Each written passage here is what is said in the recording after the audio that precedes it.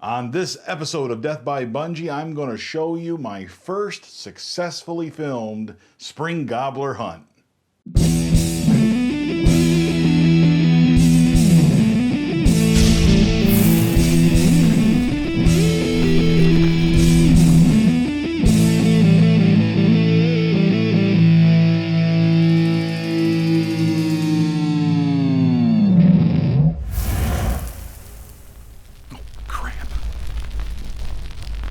Now this is a pre-Death by Bunjie hunt, and what I mean by that is it's before I started this channel, it's before I got my DSLR, so I'm using a video camera, a Sony Handycam in this particular video, and it's before I started hunting exclusively with a crossbow. At this time I had already killed a deer or two with Bunjie, but I hadn't killed a turkey yet. In fact, I was still using the Mossberg, my 12 gauge shotgun, but this hunt is still relevant to crossbow hunting. If you watch this, you'll see why I decided later on to hunt exclusively with the crossbow.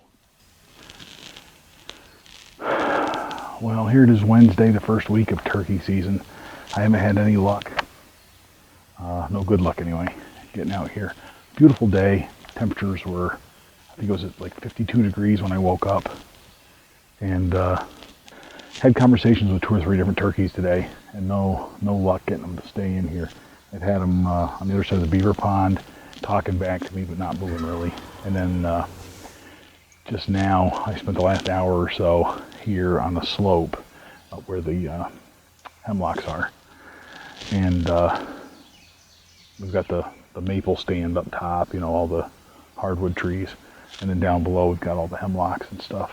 And I've been talking to a turkey that, he came quite a ways. And then there's this big pause, and 20-30 minutes goes by, and then I finally hear him again, and he's way back out toward the beaver ponds again, so he just turned around and went the other way. So, but that's the way it goes. What I'm going to do now is pick up the rest of my stuff, go into the office for the afternoon, throw some garbage away that I found. I found an old milk carton, and in case you're wondering what hunters use, it's Gillette, the dry look extra hold. Why anybody would have this in the woods is beyond me, but it's not staying here. I'll take it home with me and throw it away. It's time to change plans a little bit.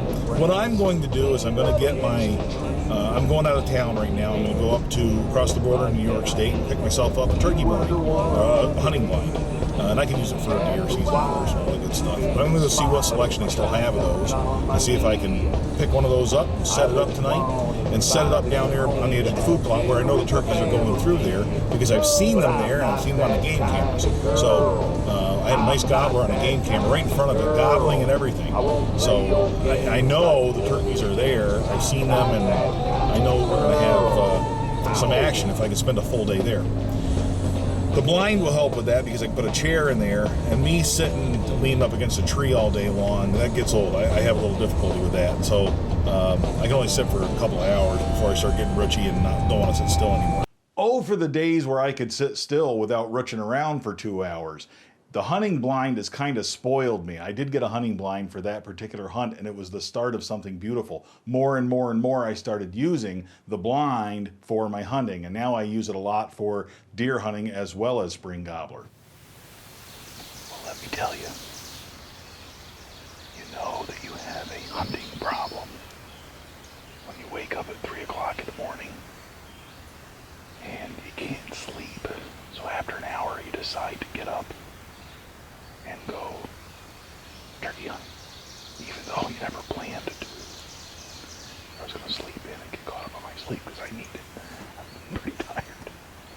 I'm coming down with a blind, and I've got right off the bat gobbles, and I know they're close, and I know it's more than one. I think there's 2 gobblers because they're gobbling over each other. They're so excited.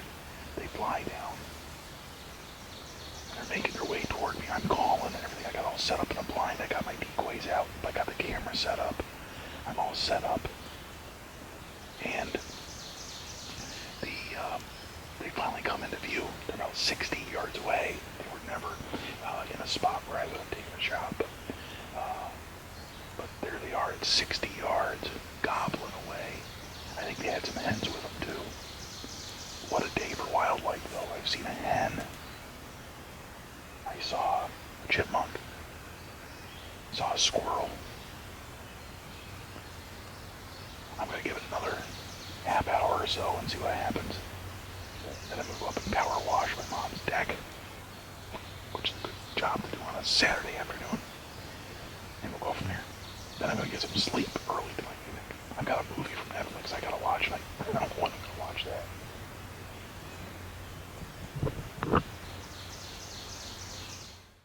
Before we return to that hunting blind, check out this public service announcement from Death by Bunjie.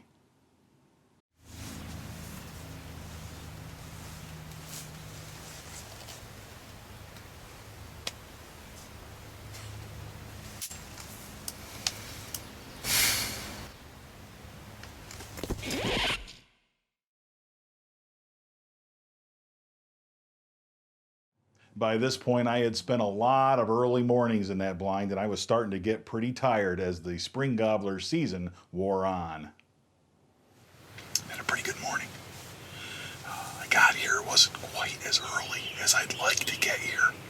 As I was coming in, the pole light was still on up at the house, but it wasn't on very long, let me just tell you that much. I unloaded the car, got all my gear around, rushed down here, and as I was coming across the field, I could hear a turkey gobbling 100 yards away.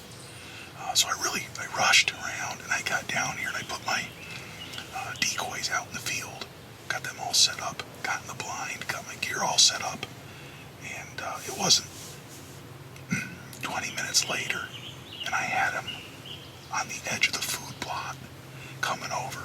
He just would not break that plane to come in. The first time I've gotten him into view, though.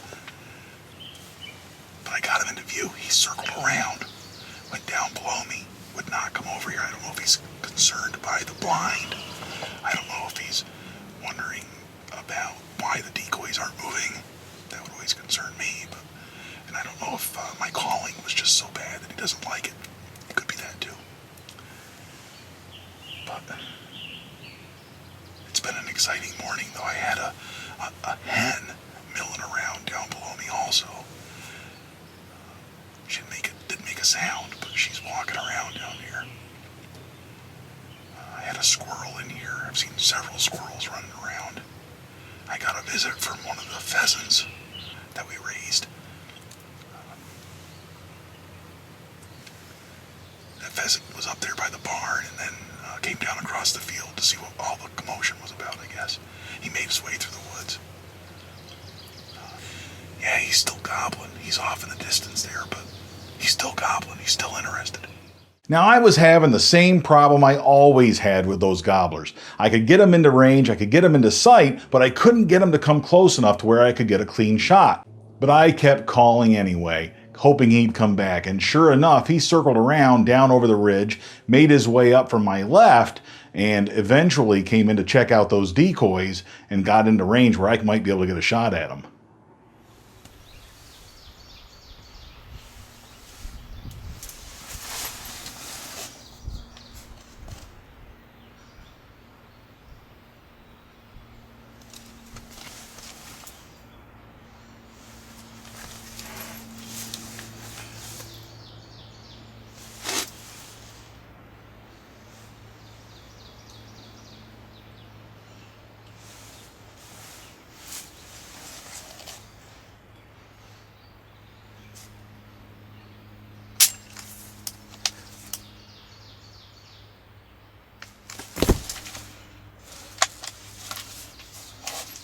Now, I don't know if you see what's going on there. He lifted his head, gave me a perfect shot. I pulled the trigger, and that Mossberg, for whatever reason, to this day I don't know why, that Mossberg misfired. The shell didn't go off. So here I am in the blind, trying not to make too much noise, trying not to let on to that spring gobbler that I'm sitting there with a shotgun, and I'm unloading it and reloading the shells.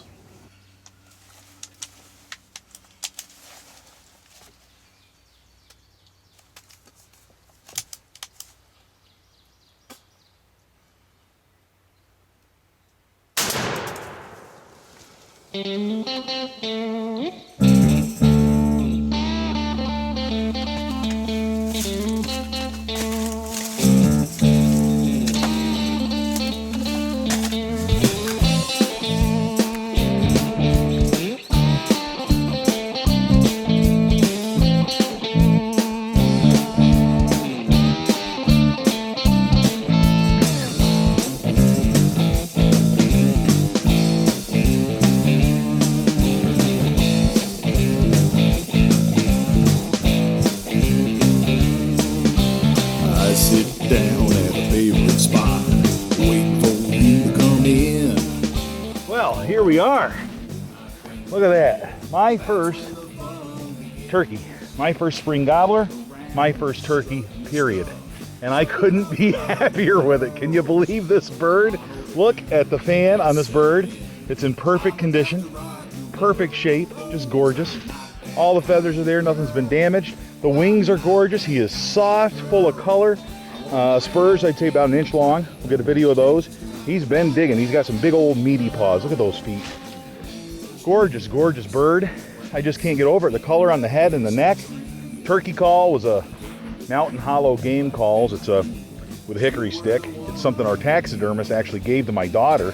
I've been practicing the YouTube videos and all that stuff, doing all the mouth calls, and I thought, boy, I really got this down. I'm doing great. But I wasn't having any luck getting them into view with the mouth call. I lose confidence in it because I'm not bringing them in with it. So I just stuck with the slate today because I'm sitting in the blind. What he did, he was coming into that call. He came about 10 minutes after the call, 5-10 minutes after the call. Now, I couldn't be happier with that gobbler. I could be a little happier with the performance of the shotgun. It's nobody's fault. I certainly am not blaming any equipment manufacturer or anything like that. The bottom line is the gun didn't go off, and there's no guarantees when you're outdoors.